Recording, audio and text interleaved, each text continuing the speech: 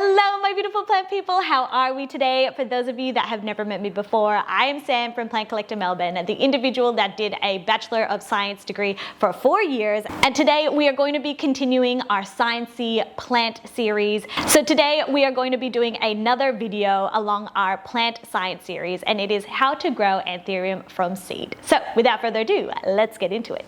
You.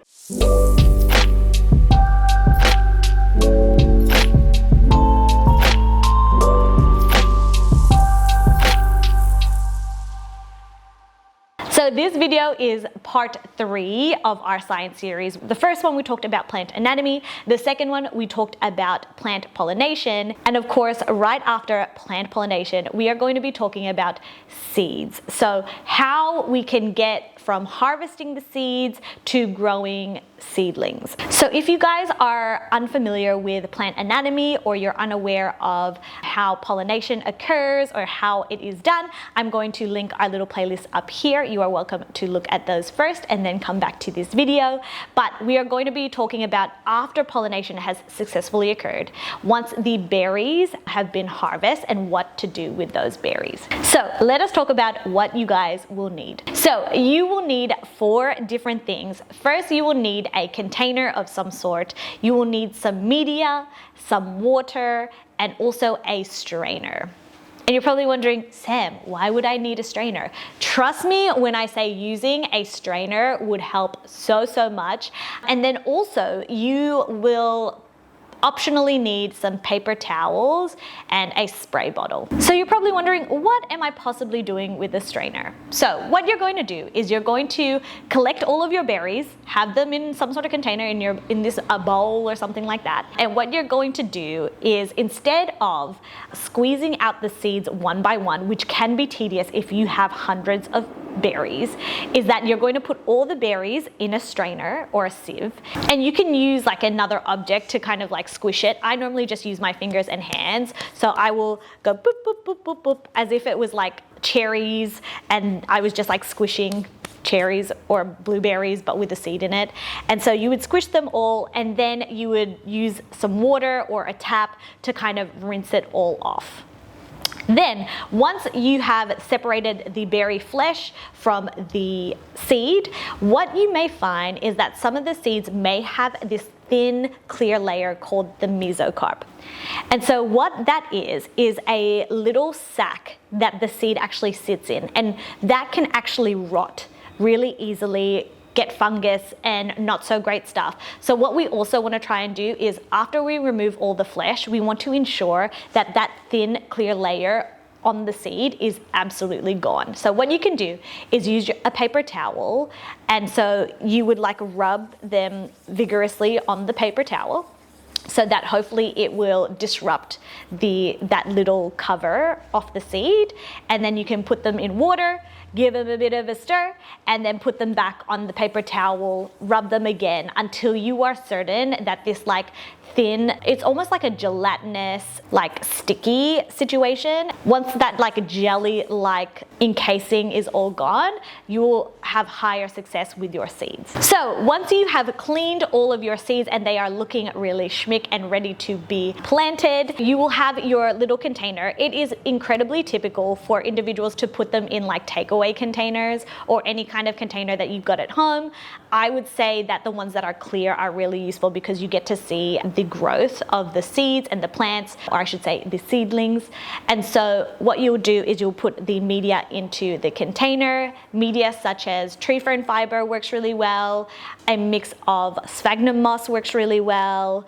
People have used vermiculite in the past. So whatever media that you prefer, you feel free to just pop it into your container and you will put the seeds on top. So next stage after you have sown the seeds is what we call germination. And germination typically goes from 1 to 3 weeks. And in this germination stage, it is all about the roots. So you will see that there is going to be a little apex on the seed, that it will start to grow these little white fuzzy roots, and that it will start to embed into the soil. So germination is all about the roots. So during germination, what your goal is not to blast it with light. It is actually to be using different tools to improve the rate of root growth. So you'll be wanting to use things like rooting hormones. I know that I definitely use Growth Technologies CCS and Root Zone, and I do a little bit of a cocktail with that because that is really and truly just focusing on the roots. One thing that individuals forget is that if you are giving your plant a fertilizer or nutrients that is trying to initiate leaf growth, it will not be as beneficial for the plant, because at this stage in germination, it is all about the roots and not the leaves. And I would personally say that after like 2 or 3 leaves,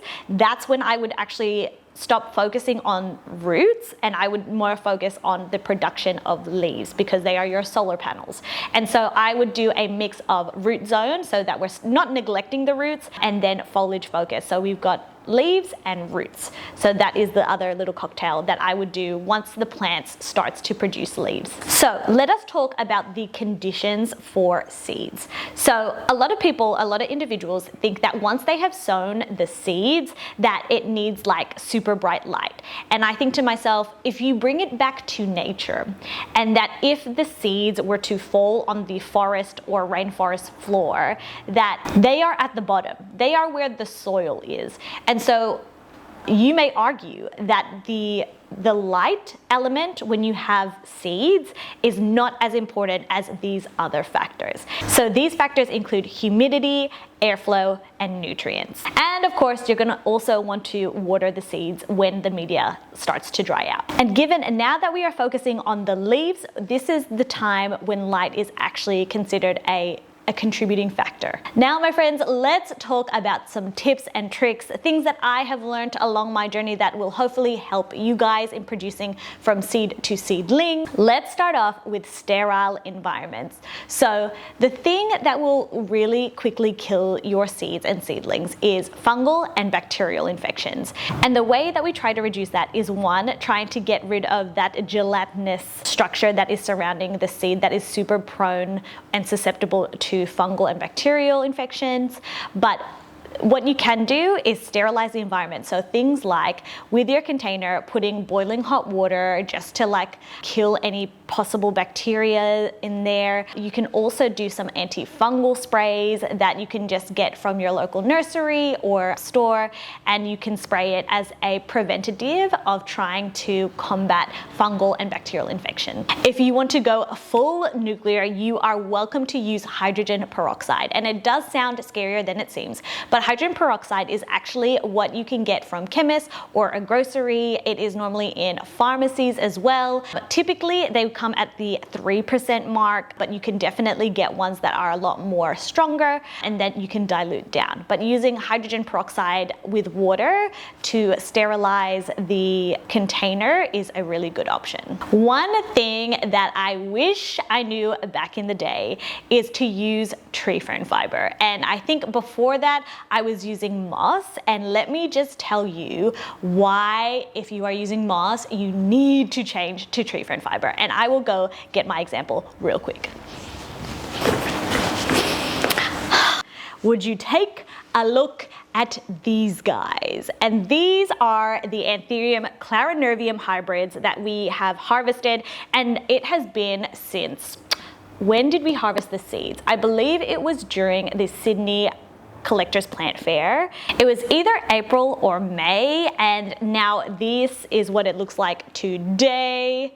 It is the end of June, and they have got the biggest, the most incredible leaves that I have seen. Given it's probably because it's clarinervium, but I have never experienced such fast growth when it comes to seedlings. And I'm telling you, it was 1, tree fern fiber, and 2, we were using Growth Technology CCS and Root Zone at first, and now we are starting to finally put foliage focus. So that is how we've been getting such gorgeous leaves. So yeah, I remember when I used to use sphagnum moss, and it used to be an absolute pain trying to untangle the roots compared to tree fern fiber. I know that a lot of people have also used like vermiculite and perlite, which is a good option. I do think, particularly for Anthurium, that tree fern fiber is really good for several reasons. And the other reason why I believe that it is so good for Anthurium is because tree fern fiber is actually optimizing its pH for Anthurium. It sits in the spot that it loves, and that is different compared to all the other media. So I believe sphagnum moss is also quite similar in that it is more acidic and that the Anthurium enjoy it, especially when it starts to break down, which is like the good part of sphagnum moss and tree fern fiber compared to, like, let's say perlite or vermiculite. But I could not recommend doing tree fern fiber more. And even with the seeds, what we did is we didn't even put them in the tree fern fiber, we put them on top of, and then with a lid, and then of course they started to get too big for the container. So we took off the lid, but we did acclimate them. So I will get into that tip in just a moment once I put these down. So let's talk about from when the seeds or the seedlings are in the container with really high humidity, we're talking like 100% humidity, and then taking them out into the outside world. And the way that you can do that is to slowly transition them into experiencing a lower humidity. So what does that look like? So for example, with these guys, once they started to hit the top of the container lid, I would remove the lid and I would pop it on top, but just slightly ajar, so that the humidity would lower slowly over time. What this might look like for, let's say, containers that have like the storage containers is that you might slowly open up the lid, let's say once an hour for the first day, then maybe 2 hours the next week, 3 hours, 4 hours. But for me personally, I just think that leaving it ajar and then making it increase like the gap, and then slowly the plant will realize that it can acclimatize or acclimate to its new humidity. And so it is way better transitioning it rather than just opening up the lid and fending for itself. I think that the shock in humidity is really great. So to do that slowly and gradually is a really good thing. This one, it's so intuitive to me, but I just have to say, because it popped in my head while I was planning this video, and it is to share your seeds. And there are so many benefits in sharing your beautiful little seeds and your little seedlings. And some of it is, of course, like the joy in just being and sharing with other planty humans. It also creates community, but something that I learned, and this happened to me twice, is that I gave a couple of seeds to different individuals, and when my seeds, maybe a lot of them died, actually in one scenario all of them died because I absolutely fried them and put them in too much sunlight, and that, long story. But anyway, what I'm trying to say is that it is a great way to kind of experiment together, see what they are doing compared to what you are doing, and then to also just like trade seeds. It's just so much fun. And so if you guys ever create your seeds or have lots of seedlings, I highly recommend for you guys to share them around. A question that I frequently get asked is, when do I pot up? And I think a lot of people will start to say after X amount of leaves you can start potting them up, but I am a lazier plant parent, and I think that I start potting up when there is no more room. So for example, right now, all these seedlings are competing for light source because they are overlapping each other. If you look at the bottom, hopefully you guys can see that the roots are still okay. So there's two things, is that I would recommend repotting and moving them along from a container to pots, is one, if the roots are competing for space, or two, that the leaves are competing for light or space, or that like the container is just not able to contain them anymore because they are too big. So my one is like more of a space situation. Once they start to compete for root space or leaf space, that's when they will reduce in growth significantly, because they really are survival of the fittest, competing for space, competing for nutrients as well. So I would say mine would be a space thing when you're going from a container to a little pot. Then, if you're wondering about pots, so let's say you are repotting, my highest recommendation is that if you have a little seedling in a pot and you want to repot it, you will know because roots will either come out of the bottom or out of the top, just like regular plants. When they are root bound or they're not having enough space, you will find that a lot of the roots are at the bottom peeping out, or from the top also peeping out. So I'd say the rules still apply here, is that once the roots are getting out of hand, that's when you can repot it to the next size. And a lot of people ask me what to repot it to next. My recommendation, particularly with Anthurium, is only 1 to 2 sizes bigger. And why is this? Because some plants will not like a really big jump in size because the soil will take longer to dry out, and that you may bog your plant and cause root rot. So some of these examples include like an Anthurium luxurians that is so susceptible to root rot, especially for overwatering, that you want the soil to dry out faster rather than slower. So that is why I do say just move it 1 or 2. But if the plant enjoys, let's say, a lot of water, you can try and do like a bigger, I would say 2 or 3 sizes up. I would never in any plant do more than like 3 sizes up. I know for myself, I am an overwaterer, and doing too big of like soil and pots would be a no-go. I would kill plants very quickly. So when you are repotting, you can definitely start to think about the media that you wish to use. My recommendation would be, if you're going from a container, I would typically do either just tree fern fiber or tree fern fiber with a bit of perlite.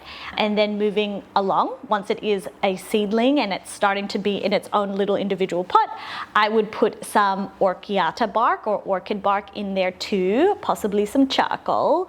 But with the bark, I would do really fine bark, because the seedlings and younger plants just always love more water.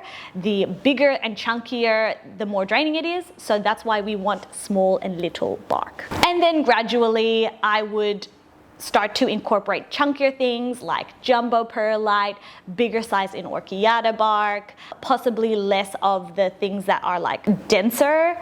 And so yeah, the transition will be like seeds and seedlings, lots and lots of water. Juvenile would be less water, and then adult plants are a lot more sustainable. And the pots hold water for longer, so you'd find that you need to water less often. So as you go along, you would be needing to water less and less. And at the very beginning of the stage, you will need to make sure that there is a lot of water and humidity available for the little seeds and seedlings. Let's talk about troubleshooting, because I am surely not the only one that has killed seeds in the past. And so, like I mentioned before, the number one thing that will kill your seeds, actually there's probably 2 things that will kill them really fast, is 1, if you do not water enough, and 2, fungal and bacterial infections. And that will happen if there is not enough airflow, or there was like pre-existing bacterium in the container. Again, sterilizing the container is one way you can do it. And 2, I personally like to use an antifungal pesticide every so often. So I would say once a month is probably overkill, maybe once every couple of months. And that way you're just like controlling / preventing any bacterial or fungal buildup, because that is one of the things that will kill it, because it is such a high humidity environment. And that typically, if it's in a container, there's not a lot of airflow, which is why it is a problem. That's why you want to, 1, air it out by opening the lid every so often. And 2, definitely spraying with an antifungal. So for me, like I did a video on seedlings so many years ago, maybe like 3 or 4 years ago. I'm thinking it's more to 4 years ago. And those seeds did not grow for years. And I was like, why are they not growing? And it's because no one told me that you had to feed seeds. I know that looking backwards, it sounds so silly, because all plants need food, they need to photosynthesize, they need nutrients just like us.